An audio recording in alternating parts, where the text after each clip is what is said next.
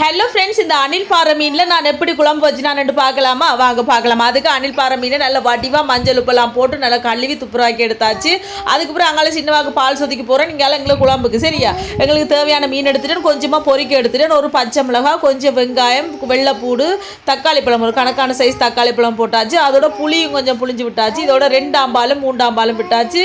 இதோட முதல் ஆம்பாலும் சேர்த்தாச்சு. சேர்த்துட்டு எங்களோட உரைப்புக்கு தேவையான அளவு குழம்பு தூள், இது வீட்டில் அரைச்ச குழம்பு தூள் சரியா, அதுலேயும் போடணும். ஒரு 3 கரண்டி போட்டாச்சு. அதுக்கப்புறம் கொஞ்சமாக உப்பும் சேர்த்துட்டு நல்ல வடிவாக கலந்து விடணும். சில பேர் கையால் கலப்பிக்கணும் ஃப்ரெண்ட்ஸ், ஆனால் நான் எப்போவுமே கரண்டியால் தான் கலந்து விடுவேன். இந்த மாதிரி கலந்துட்டு அடுப்பில் வச்சு அது தண்ட பாட்டுக்கு இப்படி கொதிச்சு வந்து கொண்டிருக்கும்.